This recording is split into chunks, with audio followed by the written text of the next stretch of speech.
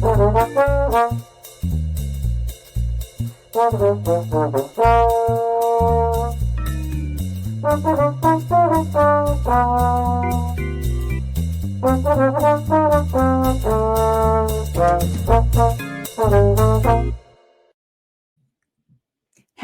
and welcome to, Hey, we like your pod. and we're going to tell you why. Hi, it's Dawn here, and I'm joined as always by my trusted partner, Matt. Pickett. Good to see your face, Maddie. How you doing? I'm good. Yeah, I'm having a great week so far, coming off the high of being at Lambeau this last weekend. I don't know if you remember last week, I didn't get a chance to say this, Don. Last week, I was wearing my Christian Watson jersey because he was back at practice. We were so busy talking to Justice Mosqueda, I didn't get a chance to slip it in there. But tonight, I noticed. I got my new Tucker Craft jersey on tonight. And in fact, at the game, it's the same seats that we were in, if you remember, for the Saints game, and so right by a corner of the end zone, and that was the corner where Tucker Craft had his barreling forward, touchdown right there. So I had a nice little video that I got and actually posted it on socials. So check it out. I gotta find that. I didn't see it. So still riding that high. Got to see my sister in Chicago, my mom and her husband in Madison, then drive up to Green Bay with my dad. Nice. It was a great time. There's a lot of driving, of course, from Cincinnati up to Wisconsin. It's a lot of driving, but worth it. So no complaints there. How you doing? I'm okay, I guess. Sort of. Just was watching the Brewers game.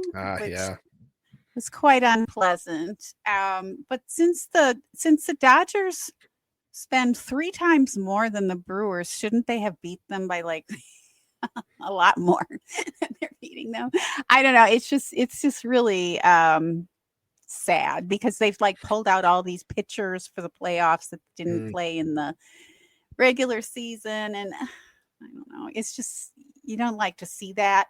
But the thing is, sometimes we complain about the parity in the NFL, is that the right way to go?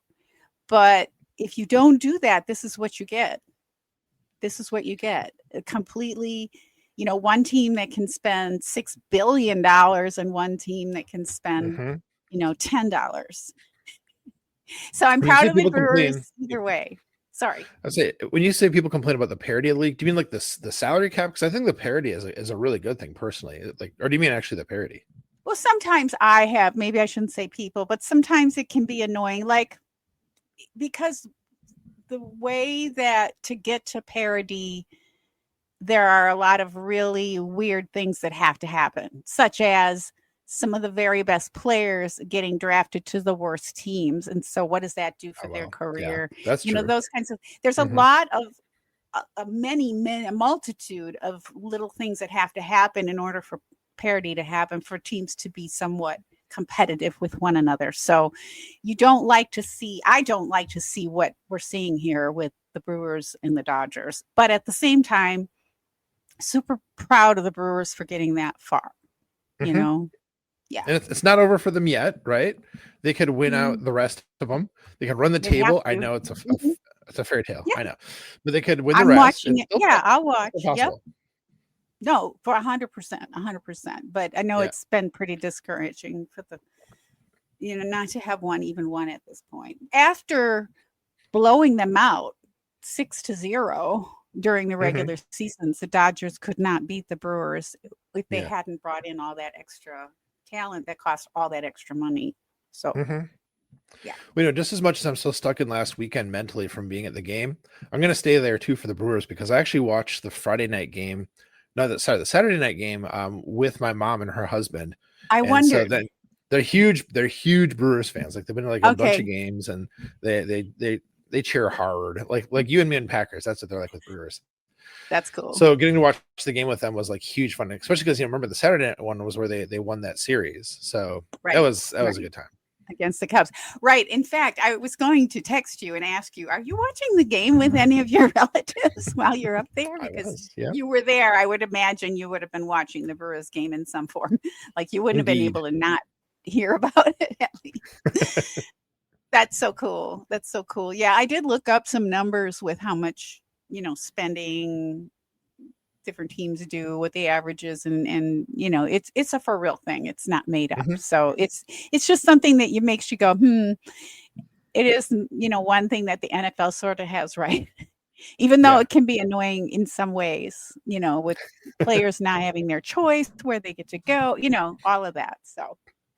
Yeah, and I mean, I think your point about like a really good player going to like the worst team is kind of the whole setup. But living in Cincinnati for like 11 and a half years now, a lot of those years the Bengals were not good until all of a sudden they were really, really good and got to the Super Bowl, Right. And the fact that you could be, a fan of like a rough team that all of a sudden can like have this resurgence, or the Lions is a great example of that, suddenly they're good.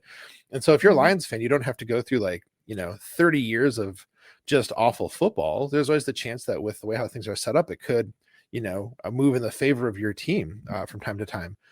The one team that should never get to be happy, though, of course, is the Browns, because of the kind of people they hire. So I'll just leave it at that. Suffice to say, if they're going to have like a long dry spell, I'm okay with that. And not because they beat us, nothing to do with that, but because of their organizational ideas and priorities. I'll just say. No, and there are some teams whose organizations have just really been hard to, be supportive of no matter what. And I think I might even have a little something in one of my superlatives about that. I'm not sure if I included it or not, but the Chiefs come to mind with, it's teams that I'm just really, let's put it this way. I'm very proud of the Packers for making sure that they hire high character only or draft high character only. And if there's a sketchy past or a pattern of behavior, even if it's not actual arrests or anything like that, they're probably not, they're going to probably pass on that. As for the Lions, I just want to say, after getting like top round picks for 50 years, you would think that they could have done better by now. So that does say something about the organization too, I think. Sure. Because it doesn't just you get the you just get the picks. You should really be able to do something with those, and they've had them for years. So one would kind of expect, it's kind of like the Dodgers. Is you spend that much money, you better win. You better win, right? Yeah. You get all those first round picks, you better be winning, and not by a close amount. So that's my thought. There you go. Of course, it's not as simple as the roster or even the coach. No. More goes into it. I mean, seeing the Bengals up close, living in the city here, you get a much better sense of like how terribly managed they are, frankly. Yeah, I've been hearing that. Yep. It's not great. It's not great, Don. Yeah. Well, like I said, and it's not even the worst in the league. I'll say that too. But it's not great. It's not, for sure. It's not the worst. And it just really makes me appreciate being a Packers fan. And if you're new to a sport, I think one thing I've learned is, looking, in my case, I grew up in Wisconsin, but I didn't really have a choice. But I mean, if I were just like looking for a team, I think looking at how the organization is run would be a really great part of that evaluation, not just, being infatuated with certain stars and star power, because that's not going to be there forever. I mean, athletes come and go, and star athletes come and go. So, looking at how the organization is run, how ethical they are, how they treat people, all of that, despite some people complaining. I was always going to be complainers, but one of them happens to be playing on Thursday Night Football tonight, but we're not going to mention that person. Yeah, I know. I'm not mentioning the name, but it's about the people. I'm sorry. I'm crabby. I'm crabby.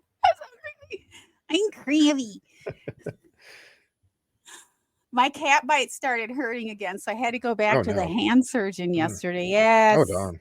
I know. It's like, yeah. So I'm not out of the woods with that yet. He thinks it's going to be okay, but I don't know. I'll believe it when I see it. I hope he's right. Well, Maddie, what do you think? Should we say hi to the chat? Hi, chat. Yes. Let's say hi to the chat. We've been kind of ignoring them a little bit here. We have some good stuff coming in from True North, talking about the halftime show is brought to you by Just for Men with Gray Beards, to which Joe said, I'm not average. Mama says I'm unique. Nice. And then now this is a weird one from True North. True North says, my OCD can't stand Dawn on the left side of the screen. Dawn, you're almost always on the left side of the screen, aren't you? I'm always on the left. Yeah. I'm True always on North the left. needs I think to there was have like one or something two else. times when I was on the right, and my OCD didn't like that either, but I didn't Yeah. say anything. Indeed. And then we also have, let's see, there's a good one I was going to put in here. I threw it up there for a second. Uberfleche. Uberfleche says we Yeah. should always strive for parity, though. I like that. Yeah, I All agree. day. I agree. Parity is Yep. good. Yep. And then North was on about the injury report, and also has Brian Branch tried to fight either of you this week? Brian Branch is on a tour. He's on a tour of abuse. I saw him running through town today, just hitting random people. He's going all over the place. Yeah, well, that's what he's doing with his 1 week suspension. 1 week tour. 1 week for that. I do not like that. I haven't liked him for a while. So when I saw that happen, I was like, oh yeah, well, that's about right. That's the thing. These things are pretty predictable if you look at past behavior. Not that hard to figure out. But welcome, chat. It's nice to see you. What do you think, Maddie?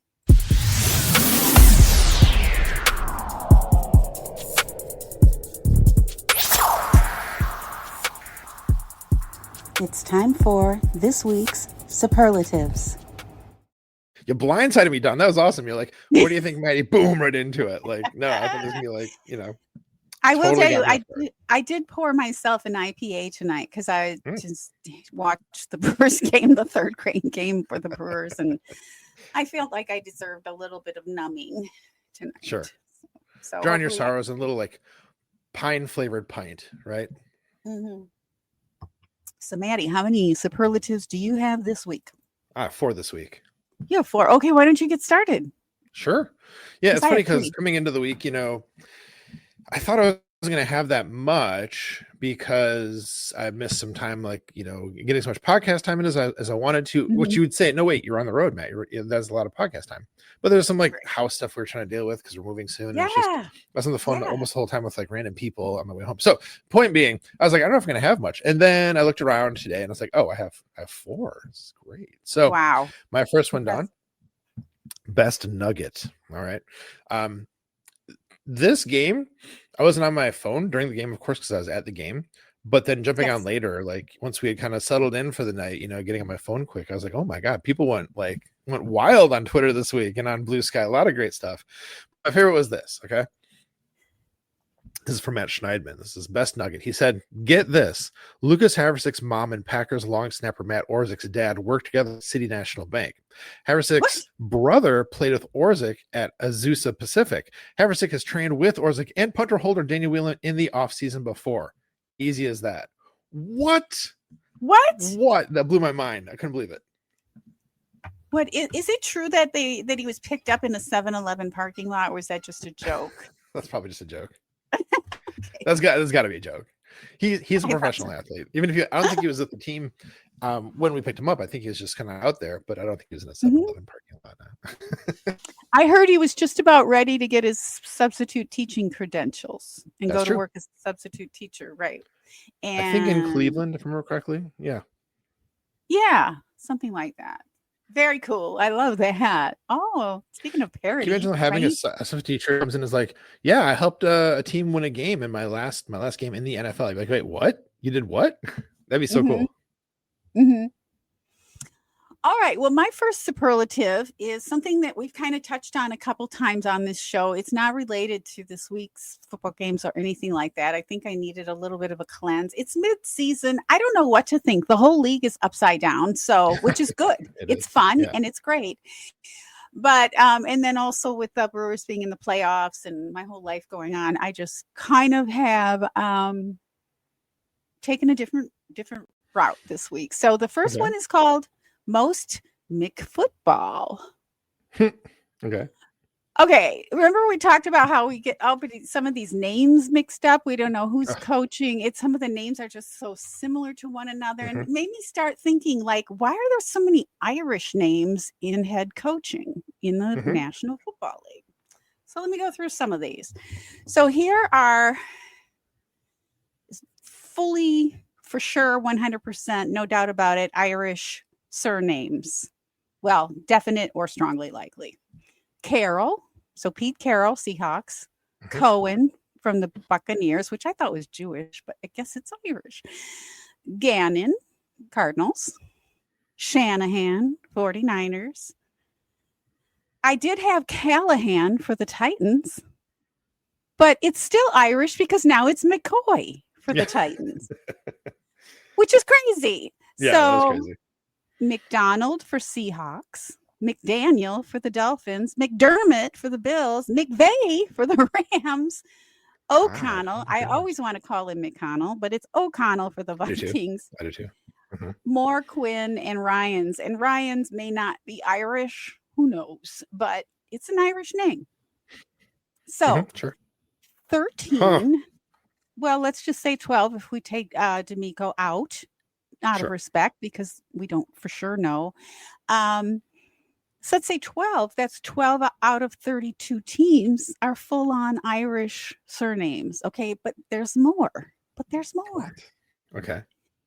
Now we can add in Bowles, Campbell, Glenn, Johnson, Morris, Payton, Reed, and Taylor because they are some form of English, Scottish, and or possibly Irish or combination of names that are used both right. What? So that makes So that makes the total. Oh, and Tomlin. I had to look up him too. So that makes the total of 21 of the names are either Irish, English, or Scottish, mostly Irish. Strong bent toward Irish. So that's over 58% of all the NFL coaches. So why? Why is that? There's got to be a reason. So I'm like, that can't be a coincidence. So there's actually a fascinating mix of history, sociology, and sports culture behind it. So first of all, Irish immigration and working class roots. So millions of Irish immigrants came to the U.S. in the 19th century, settling in the eastern side of the U.S., Boston, New York, Cleveland, Chicago, and Pittsburgh. So those later cities became football strongholds in the U.S. Yep. Yeah. Both at high school and college, starting with high school and college, of course. Yeah. And then number 2, it was considered respectable to be a football coach. It was considered respectable. So for Irish immigrants and their children, football became a path to social mobility. We know about that still today. And respect, much like police, clergy, and politics, which of course is no longer, but back in the day. Right. Historically. Historically. So coaching and leadership in football were seen as honorable, disciplined professions that rewarded toughness, loyalty, and intellect. Qualities often celebrated in Irish American identity. Isn't that interesting? Yes. Also, yes, there's a reason. Okay. There's a reason we don't know how to work our way through all these names. Okay. 3, Catholic schools and the rise of coaching culture. So Catholic schools, especially Notre Dame, Boston College, and certain other numerous parochial schools nurtured generations of Irish American athletes and coaches. Notre Dame's national fame under Knute Rockne in the 20s, I can't believe that was the 20s, made Irish football an enduring symbol. The fighting Irish identity still exists today. That's right. And then networks and mentorship, of course, right? Irish Americans became early coaching pioneers, built coaching trees that mentored future generations. They often shared similar backgrounds, right? Came up through these Catholic or Midwestern programs. And so that network still echoes through today's coaching trees. Wow. Also, finally, wait, there's more. Okay. There's more. There's also an intangible side. Football values grit, endurance, humility, and humor. You got to have a sense of humor, right? Under pressure, traits long associated with Irish cultural narratives of perseverance and storytelling. So the pattern isn't random. It's legacy of Irish American immigration, education, and identity still visible in today's modern sports leadership. Isn't that great? Yeah. That's why we have all these names. I had to know. Wait, Dawn, wait, hold on. Yes. Did you, okay. Did you have like things that you looked into, like sources, or were you just like you kind of realized the stuff? Because I think you're totally right about all of it. But was this all like I did not write down original?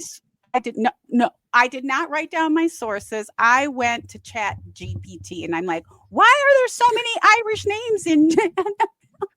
But then I continued to probe and research, and I got a bunch of sources, and I didn't include them here. But Sure. go ahead, challenge me. I see it. No, it's because I did look at the sources, and it's like, this is legit. This is for real, and it makes sense. Yeah. Yeah, but it definitely makes sense. If you had just like thought of that wholesale, I'd still be like, no, I believe you. I think you're right. But the fact that you have sources to back it up too is good, so. I did think this was true. I was like, there has to be something here. And so that was, I think sometimes when you use search terms, right?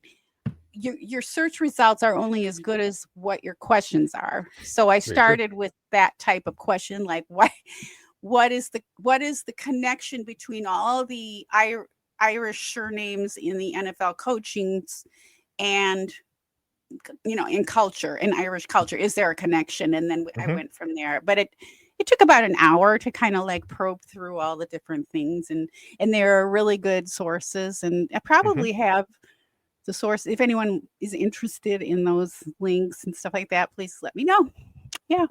Our DMs are on all the social platforms, so you can always reach us through there if you want Dawn sources.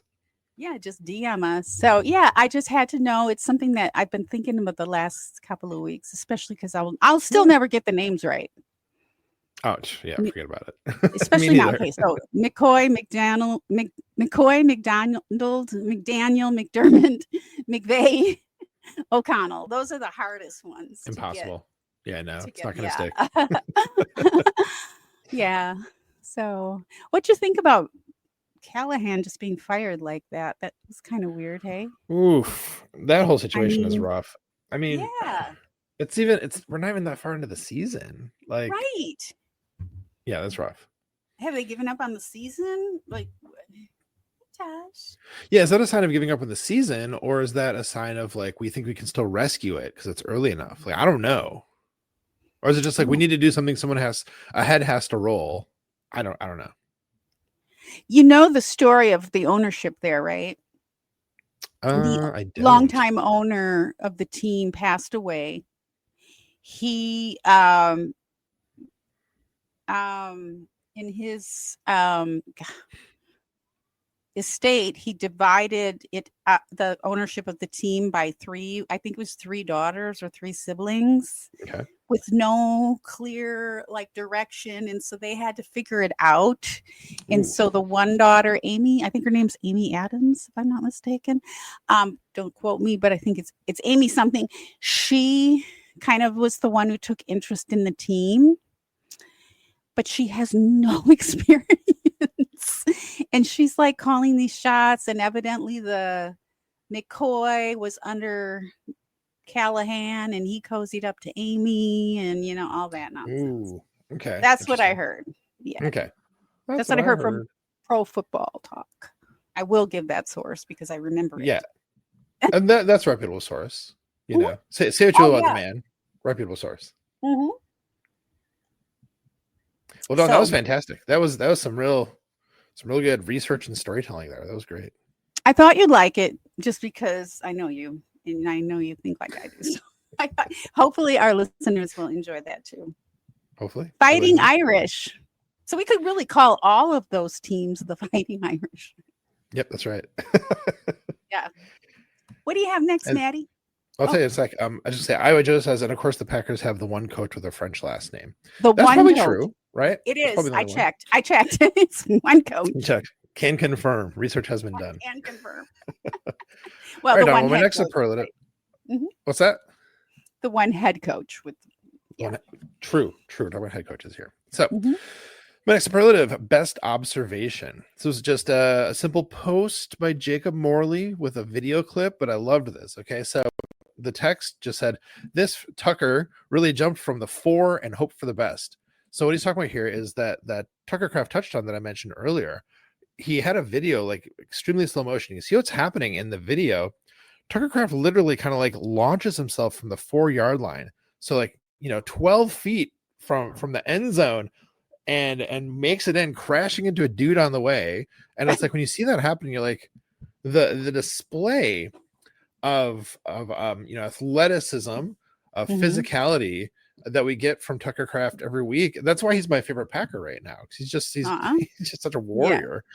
And that video, I was like, man, I saw it happen in real life, but I didn't even notice he's jumping from the 4-yard line. Like, what? Right. So right. That's 12 notice feet. that, posted Yes. That's 12 whole feet. Yeah. In the air. That's I can't jump that far. And I can't get jumping like my arm forward, like no, and running into me, no. Face for head for right. Well, because I said 12 feet because I had to think about it's like 4 yards, and no, it's not 4 feet, it's 4 yards. That's 12 4 feet. When I was young and did long jump, I would do almost 12 feet. I was pretty darn good for a little tyke, and that's a long way. But that's like a running start. You're putting your whole body, and then you're landing, you're doing feet. You're not like going this. I mean, you're not like flying forward. So yeah, that's a lot of strength. That's a lot of muscle. Yeah, a lot of muscle, a lot of just brawn, just will, just yeah. I thought that was in your corner. I was looking at some of these plays, and I'm like, oh, Maddie must have gotten a really good view of that one. Yeah, because it's like row 12 you were in, right? Yeah, row 11. Yeah, the Josh Jacobs touchdown where he just like had a head full of steam and just got like 15 yards, whatever. That was same end zone, just not the same corner, but like you see it just really clearly. So, oh, good seats. Thanks, cousin Brad. I like it.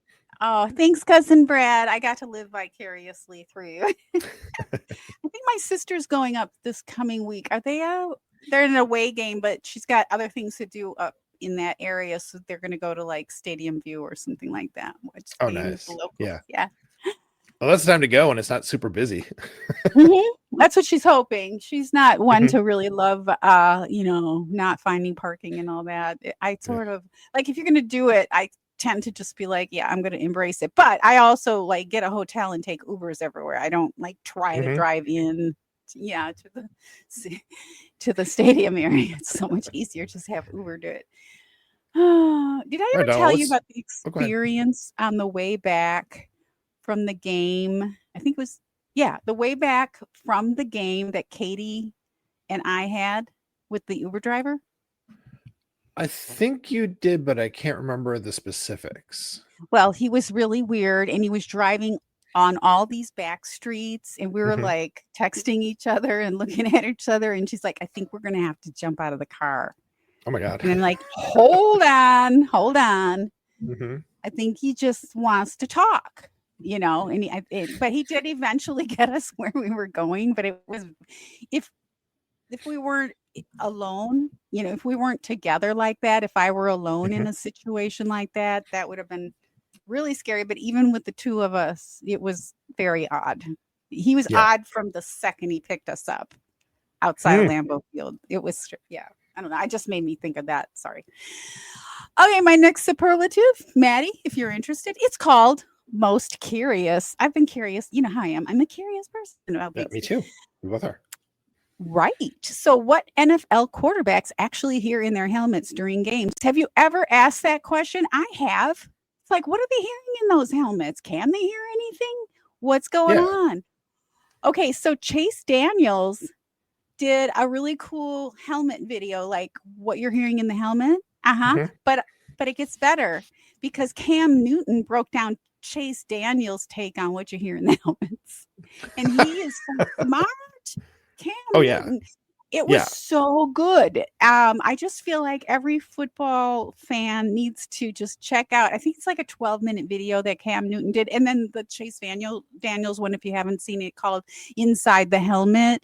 And it's on YouTube. And it reveals truly what the quarterbacks can hear and for how long. I think one of the criticisms that in a positive way that Cam Newton had about Chase Daniels is he said his thing was like over 20 seconds, but in reality you get about 12 seconds So I've always wondered that, haven't you? What are they hearing? Yes. Yeah, because it was like 10 seconds before, like last 10 seconds it cuts out, like where you can't hear the code. It'll cut out. What it is? it cuts out. It could be mid-sentence and everything. There's nobody has any control of that. No, it's not like somebody's listening and cutting it off. It's just a certain amount of time. So coach could be in mid-sentence and be like, I wonder what he meant with the last part of that. If you didn't get it in, or if you didn't hear it because of stadium noise, which matters. Yeah. I was wondering, like, if you're the visiting team and if you can't quite hear the coach, you have to be like, what? And then you're out of time, like, and it's gone, and it's like, it's over. Yeah. I got to figure it out. Right. I'm gonna check that video out. That sounds really fascinating, Dawn. Yeah. So it's on Cam Newton's channel on YouTube. All right. What do you have next, Maddie? The next one, best recap. So you know how it is.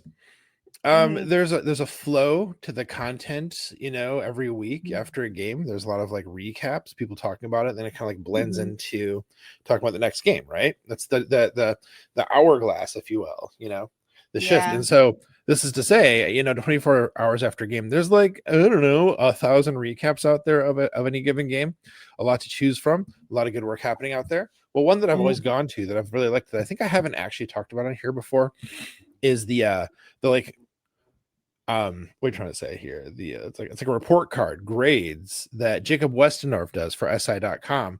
I like this a lot because, especially when I saw the game, live, and instead of watching the game on TV, there's a lot to kind of sort out because I didn't see as much like replays. I mean, there's like replays on the Jumbotron, but with like commentary and all that kind of stuff. So you're kind of like, okay, that was a wild game I saw. What all happened? How do I contextualize it? Well, the way how Jacob does it'll be like, okay, the passing offense, here's like what they did, strengths, weaknesses, pluses and minuses from this week, and here's a grade. He does that for like every kind of phase of the game, so it kind of gets you thinking about like, how did this specific isolated part of the team do in the game this week? And I like that way for like kind of focusing my thinking on it and thinking back through the game, and like helps you also to pick up more insights, learn more about the team on a week-to-week basis with that sort of approach. So apart from that, I say it all the time, Jacob Westendorf is a really, really good writer. So that was something I always go to. I only thought about this week how it's like I should mention it because I like it so much, but he does great work week in and week out. Right on. I like that, Maddie. I just peeked over to the game that's going on. I'm so confused today. There's too much going on with baseball and football. Steelers versus Bengals at Bengals. It is 10-20. I can't remember what the score was at halftime. Did they do a field goal or something? But in any case, Rodgers just made a throw out of bounds, and that's all. I just wanted to check in on that game in case anyone's interested. And anything happens, please tell us in the comments in the chat because we can always peek over. Okay, cool. All right. So I saved my last one for the most kind of I don't know, not as fun and upbeat. Let's just say it's called most inconsistent. I was listening to some coverage of a case that I'm interested in, a legal case in Tallahassee. It comes up from time to time because this case just never seems to end. There's multiple conspirators, there's multiple trials and stuff. So it took place, the crime took place in Tallahassee, the trials in Tallahassee, so on and so forth. I think I've mentioned the prosecutor. Her father was a quarterback for FSU and for the National Football League and that kind of thing. So there's so many parallels. Anywho, I was listening to some lawyers from Tallahassee talk about this case, and they mentioned the Jameis Winston case. And I was like, wait, what? Wait, okay, I need to look that up because that's just how it is. So I reviewed what Jameis Winston did and what happened, and I ended up contrasting it a little bit with the Rashee Rice situation because we keep hearing so much about, I can't wait till Rashee Rice comes back. I'm sorry. I can tell you're annoyed about it. No one can shut up about him. I mean, I think he apologized. I think he took responsibility, which that's wonderful. And I believe in I do believe in forgiveness if somebody changes what they do and don't repeat the same kind of things again and again. But still, taking that with like, okay, you're we'll see what happens type of thing, right? It's not. Yeah, that's how I feel. Anyway, that's my feeling. Anyway, so then I started wondering because we've heard criticism of the NFL's personal conduct policy. and when they come down on players and when they don't. And I'm just like, is there any kind of consistency to this? Do people really get held accountable? So, or is it just a PR thing for the NFL? Well, we better do something because the fans are upset that we're not doing something, right? So I kind of looked into this. Let's see, how much do I want to go into this? It's I have a lot here. So basically, Jameis Winston. So again, this is Jameis Winston versus Rashid Rice, kind of the legal parallels in what the NFL did about it in terms of holding them accountable to the league, in holding up the league's reputation for, being upstanding. So Jameis Winston had his allegation and charges included in 2012 a sexual assault allegation at FSU while he was still in college, but no criminal charges. Later, there was in 2020, like 4 years later, there was a groping allegation from an Uber driver that led him to a suspension for 3 games. That happened 2 years later in 2018. And that was, again, the personal conduct policy with the NFL. So he was also cited for minor offenses. This is what I think came up that I was like, what did he do? What did he do? He shoplifted crab legs. Yes, that's what I was talking about. What? That's what I thought you were talking about in the first place. Yeah. That was the last thing he did. So this is what I'm talking about forgiveness. It's like, okay, well, if you clean yourself up, you'd make a mistake. You do something really hard. I mean, you don't call it a mistake is too little of a word, but you know what I'm saying. But you never do anything again. But this dude is like shoplifting crab legs and making vulgar public comments. Okay, comments. So, all right. So nothing's happened to him since then. 2018 3-game suspension for the 2016 thing. By the way, I also believe if you're going to, like with a child or whatever, you're going to punish somebody for doing something, you need to do it like when they do the thing so they can kind of connect the two things. Yeah. But that's also a super problem important with our legal system. And animals, cats and dogs. Yeah, exactly. Yeah, because they're not going to remember you're mad at them for something they did yesterday or even 10 minutes ago. It's got to be like immediate. So with Rashid Rice, of course, he was involved in a high-speed crash in Dallas in 24. Just last year, multiple injuries occurred. Thankfully, no deaths. But he did have criminal charges in his case. So in some cases, very little did Jameis Winston actually have criminal charges. So this is interesting. So anyway, he was racing on a highway, and then he walked away. But he did plea, which means he pled guilty. He said, I did it. I'm sorry. He showed remorse to the judge. He got ultimately like 5 years probation and 30 days in jail, and then restitution to the victims. And for that, the NFL stepped in, but only after it was resolved in criminal court with his 6-game suspension. And whether or not he served his 30 days in jail or not is like a whole thing, because in his case, because it's kind of tied into the probation, it doesn't have to be consecutive. He could do a day here, a day there, blah, blah, blah.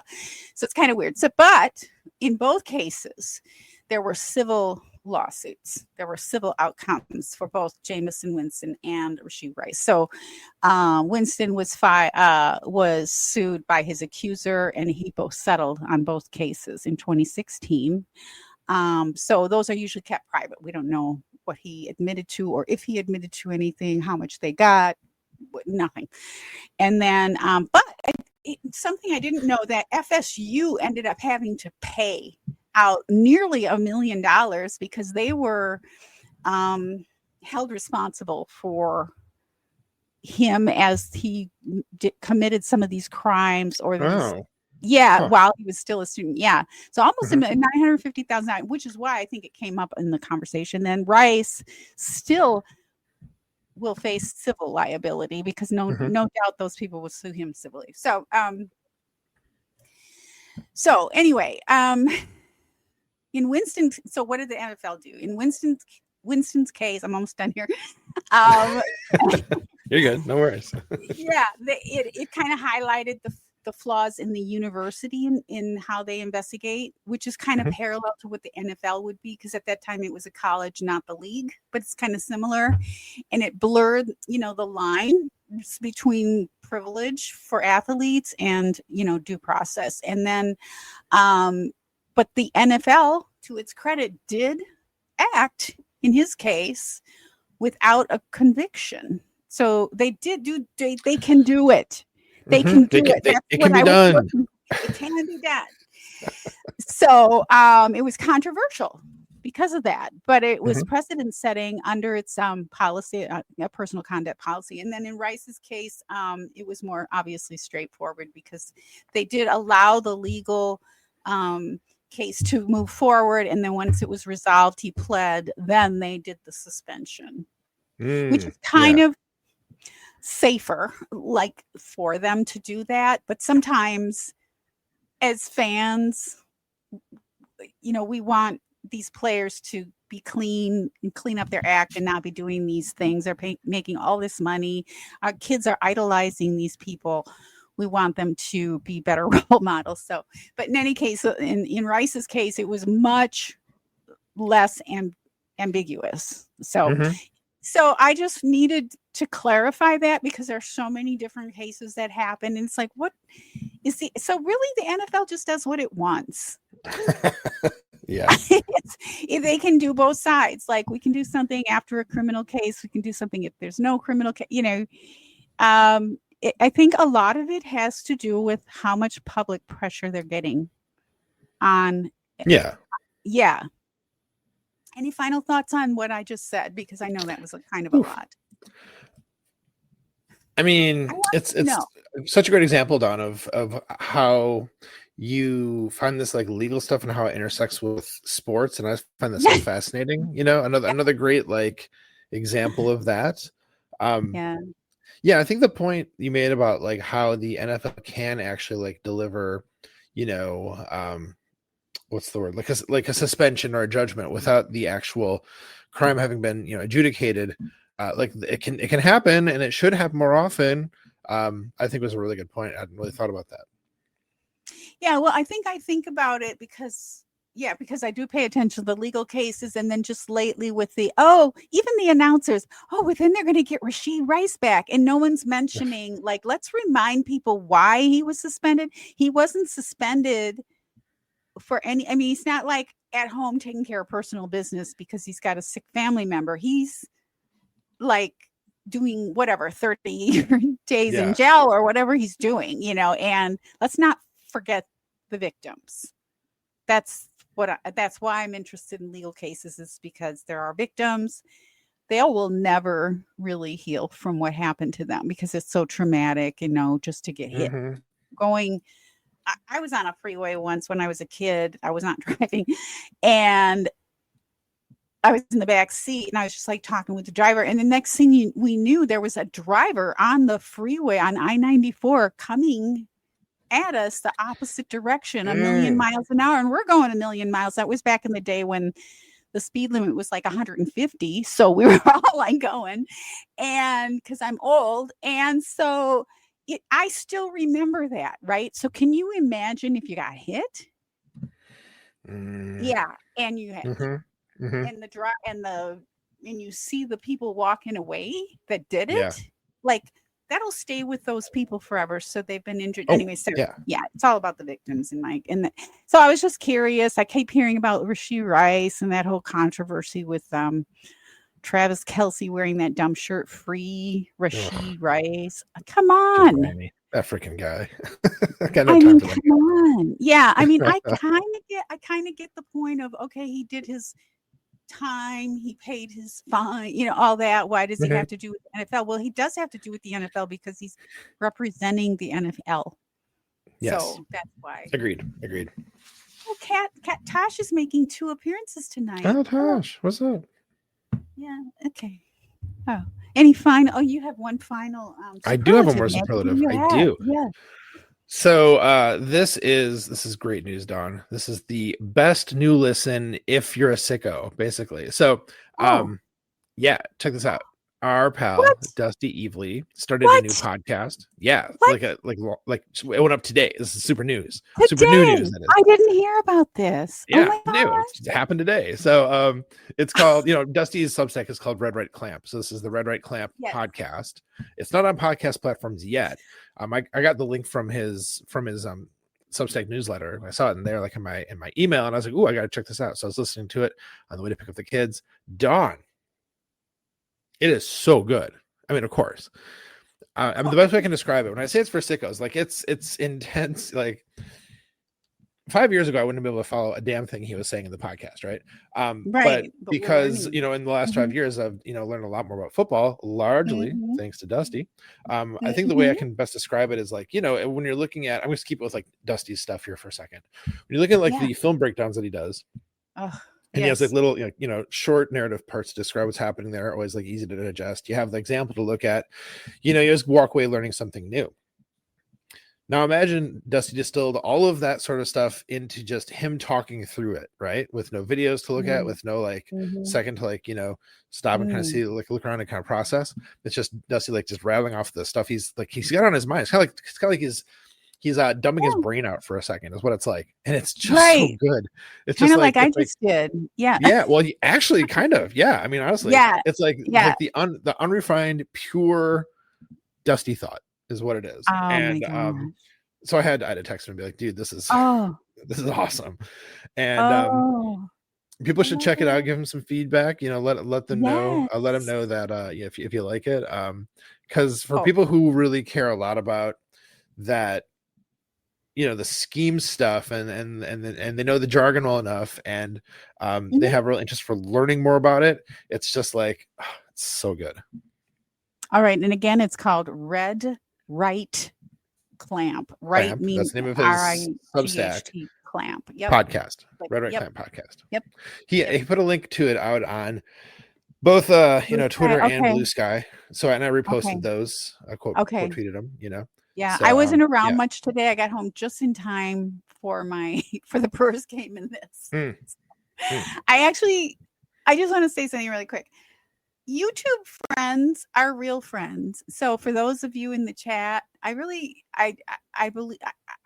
this. And I had lunch with a YouTube friend today that I met on YouTube. Yeah. So we went and had Thai food, and we've had lunch before, but we made friends on YouTube. And so a lot of people are like, oh, well, those are just, your social media online friends. Those are real friends too. And so you guys in the chat, True North, Iowa Joe, whoever's been here chatting with us. There was someone else earlier, which is the German name, Uber something, but I can't find. But Uber Fleck. Flecker. There you go. You got it. Uber Flecker. So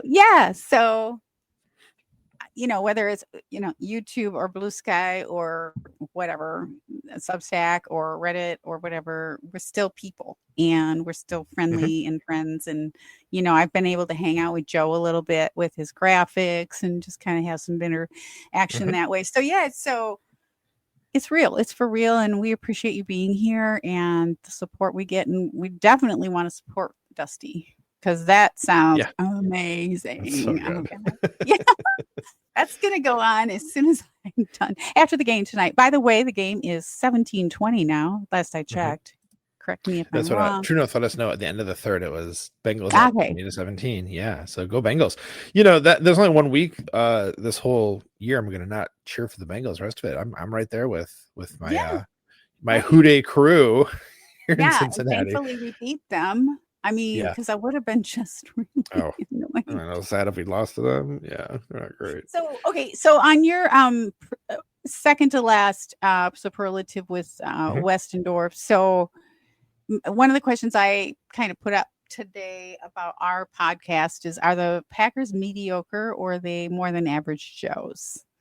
What did Westendorf, what was his message and with this I think most of the phases of the game were graded really highly. The team played really well. I think what a lot of people are saying this week is watching the game initially, it was a little what?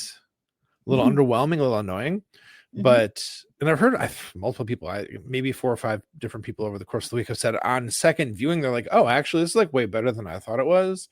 Partially because you don't have like the the nagging feeling that something could go wrong in the fourth quarter. It's like once it's not going to, you can actually focus on what they're doing well. And I think it's like my initial take coming out of the game was, the defense in the first half was amazing. It was a shutout that they pitched in the first half. The second half, I don't know what happened, but it wasn't as good. Obviously that like almost 10-minute drive or whatever in the beginning of the second half that the Bengals did was really deflating. But even still, throughout the offense was doing amazing things. Josh Jacobs had like a career day, and he was sick the whole time too. Puking on the sidelines, like just crazy. So like in special teams, we're perfectly middling with no blocked anything as far as punts and kicks.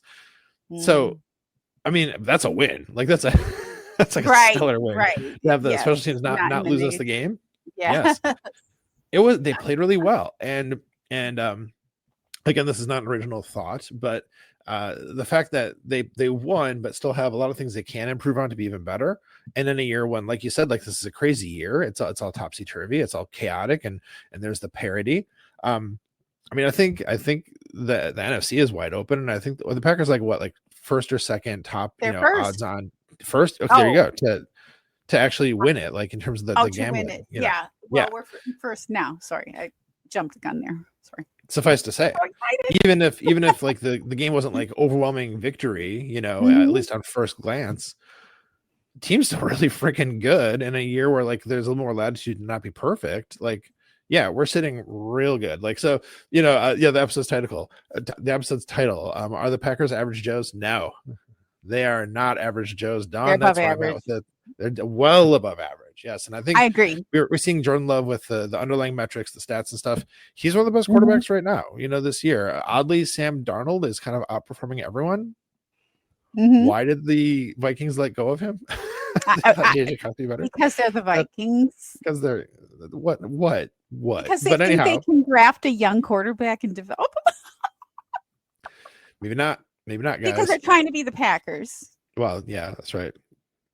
Instead of trying to be the Vikings, they're trying to beat the Packers instead of trying to get to the Super Bowl, right?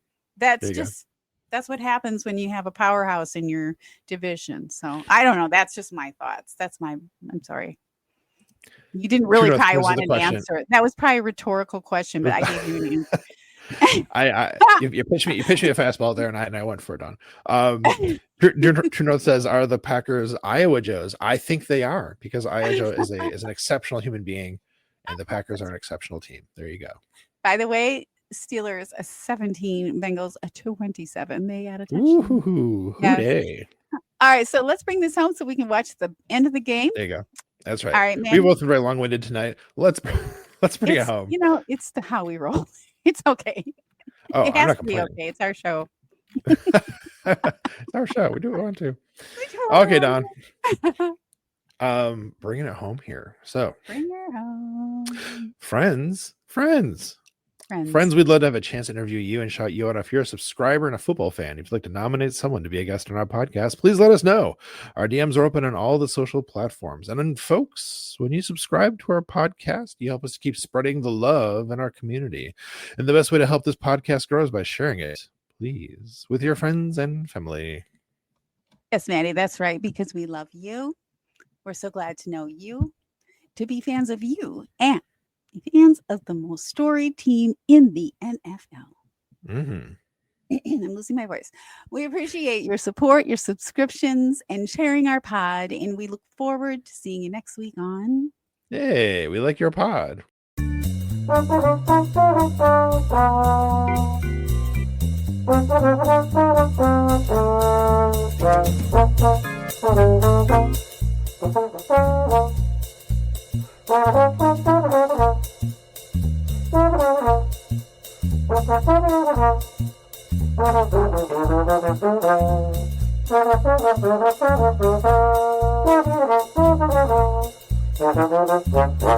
Football in general comes down to discipline and people owning their roles. And when you aren't disciplined or you go outside the scheme, bad stuff happens.